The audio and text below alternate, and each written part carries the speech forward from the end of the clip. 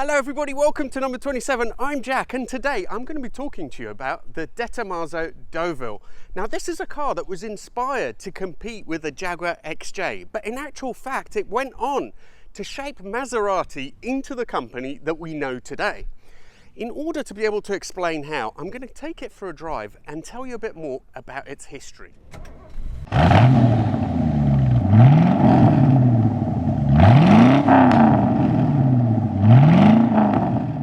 Now, DeTomaso is best known for the Pantera.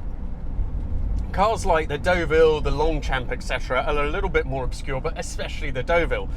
Now, the story goes that DeTomaso wanted to get a rival for the XJ. He thought it was an amazing car, and indeed, the XJ was a pretty incredible car. When it came out in '68, it was, let me just do up the window, a very advanced car for its time, and it looked wonderful as well as driving very well. So DeTomaso pretty unashamedly sought to make a copy of that car. And you can see it if you look at the way this is designed. It's similar but not the same as what I would say. Now Tom Chada is the one who designed it. He also designed the Pantera, the 124 Spider, so he was clearly capable of doing some pretty good stuff. The overall design is definitely not as elegant or as pretty as the XJ, but it definitely has its own sort of appeal. From some angles, you can see the influence of the XJ. From some others, it looks a bit different. It has something really bizarre. When you lift the bonnet to have a look at that engine, it moves the bumper with it, and that's just something that I've never seen in any other car, I think. The Deauville was quite an advanced car for the time. It had independent suspension all round, and it had what I assume are Chapman struts at the back, because the drive shaft is basically the top arm of the suspension. It also had discs all round, and it had the Ford 5.7 Cleveland engine, the V8, which in various guises, I think in this car it produced between 295 to 330 horsepower, depending on where you read about that. It has a limited slip diff with the Cruisomatic, I think it is. It's a 3-speed Ford gearbox.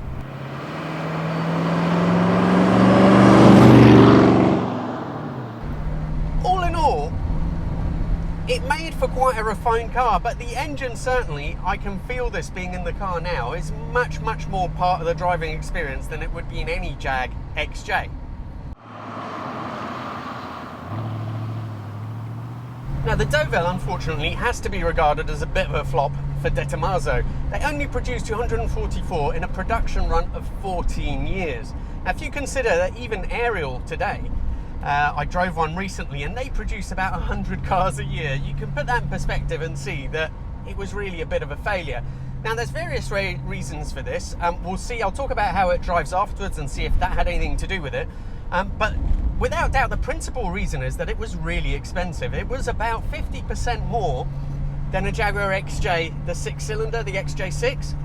And when the 12 came out, which this is more of a competitor to really in terms of power, this was still, I believe, slightly more expensive. And obviously that is an established car, a pretty car, V12. So you can see why it was a pretty hard sell.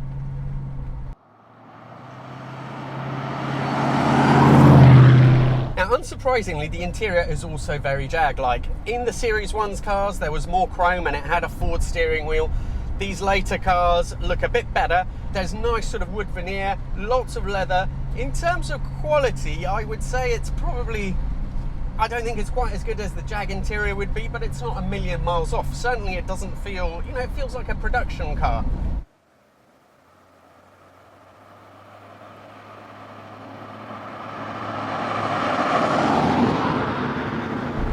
Importantly, how does it drive? Driving position, again, very similar to the Jag. So the drivetrain doesn't feel quite as refined. It's much more vocal. You can hear that engine. If you put your foot down at 2,000 revs, it does drop a gear, and 2,000, 3,000, picking up urgency now. Exhaust note hardening at 3.5. It sort of does. Yeah, it starts to wallow and move around on bumpy roads, bumpy narrow roads like this one, which I can't blame it for.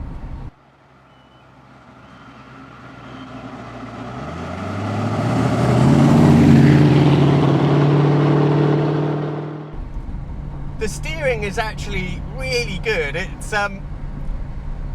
It's assisted, but it's speed sensitive. So at lower speeds, it's very light, and then you get less assistance at higher speeds. So it's not like a fingertip system like you would get on the Jag, which is quite refreshing, to be honest. I prefer this. It has more feel than you'd expect for a big car as well. So not devastatingly quick, but quite in a gentleman's express. Now, I read some road tests at the time that say that the suspension is almost as good as on the Jag. I'm not sure it is. I think that the Jag is a little bit more refined than this, but having said that, it is still really, really good. But the steering is standout. Much, much better.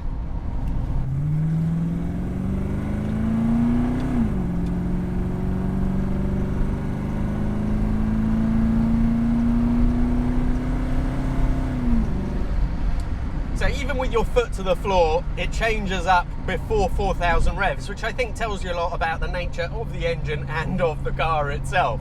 It's certainly not made to press on too hard, but it is probably better than most of the equivalent saloons that were around at the time in terms of handling. And for something so big and so comfortable, it's relatively tidy as long as you make sort of quickish progress rather than trying to do anything more than that.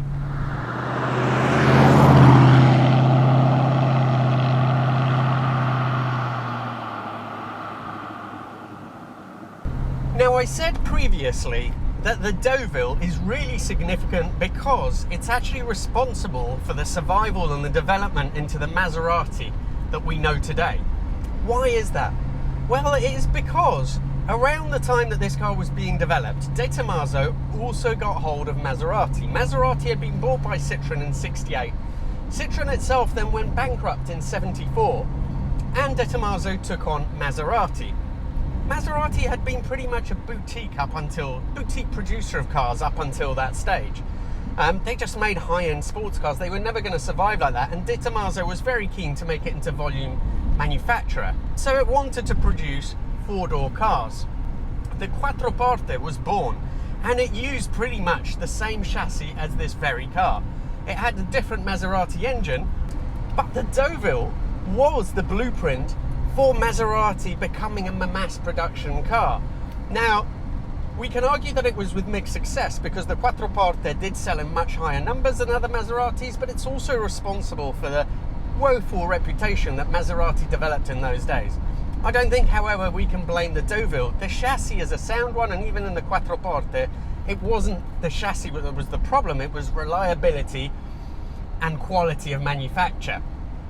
If, like me, you like unusual cars, you will love this. It does have some sort of idiosyncrasies. The looks are sort of, I think, love it or hate it, and depending on which angle you're looking for, but you can't deny how different it is to anything else that was around at the time. And just the audacity of DeTomaso in taking on Jag with something like this as well. Thank you all so much for watching. I really appreciate it. If you haven't subscribed already, please do. If you have a car, an interesting car, a quirky car you'd like me to review, then please get in touch. Instagram is the best way. Thank you so much for watching, and see you for the next video.